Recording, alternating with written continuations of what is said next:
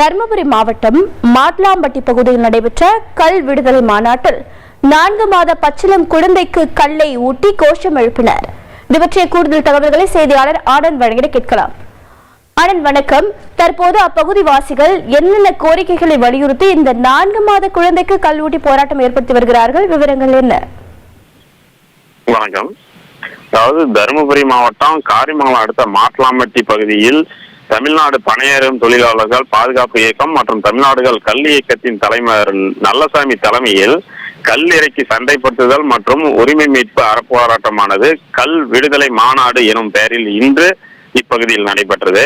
இந்த மாநாட்டில் தமிழகத்தில் உள்ள பனைமர கல்லுக்கு தடையுள்ள நிலையில் பல்வேறு விவசாய சங்கங்களும் அமைப்புகளும் தடையை நீக்க கோரி பல்வேறு போராட்டங்களை நடத்தியதாகவும், இருப்பினும் தமிழக அரசு இதற்கு செவி சாய்க்கவில்லை என்றும், இச்சூழலில் கல்லுக்கான தடையை நீக்கி விவசாயிகள் பொதுமக்கள் பயன்பெறும் வகையில் கல்லை உணவாக அறிமுகப்படுத்த வேண்டும் என்ற அரசியலமைப்பு சட்ட நடைமுறையை அமல்படுத்த வலியுறுத்தி தமிழக விவசாயிகள் பாதுகாப்பு சங்கம் சார்பில் கல் விடுதலை மாநாடு நடைபெற்றது. இந்த நிகழ்ச்சியில் தொடக்கமாக பனையேறிகள் பனைமரத்திலிருந்து கல் இறக்க வேண்டி பனைமரத்தின் கல் கொண்டு அபிஷேகம் செய்து படையலிட்டு அதன் பிறகு பூஜை செய்து பானையில் கல்லை தலையில் சுமந்தபடி ஊர்வலமாக சென்றனர்.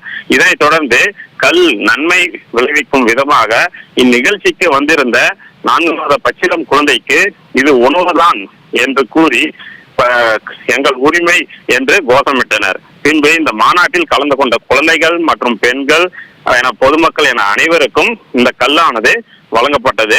இந்த ஒரு 300க்கும் மேற்பட்டோர் இந்த போராட்டத்தில் பாத்தீங்கன்னா கலந்து கொண்டனர். அதனைத் தொடர்ந்து இந்த கல் விற்பனை சங்கத்தின் மாநில தலைவர் செய்தியாளர்களை சந்தித்த போது கல்லை மதுவிலக்கு சட்டத்திலிருந்து நீக்கி இது ஒரு உணவுப் பொருள் தான் என்று அறிவிக்க வேண்டும்.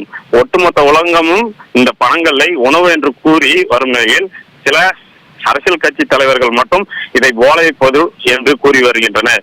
எனவே இந்த கல் தடையை நீக்கி அறிவிக்காவிட்டால் வரும் சட்டமன்ற தேர்தலில் சங்கங்களை சேர்ந்த விவசாயிகள் மற்றும் பனையேறிகள் என 3 கோடி பேர் உள்ளதாகவும் அவர்கள் அனைவரும் இத்தேர்தலை புறக்கணிக்க இருப்பதாகவும் எச்சரிக்கை விடுத்தார் நல்லசாமி. தெளிவான தகவல்களுக்கு நன்றி ஆனந்த். அழகு ஜோதி அகாடமி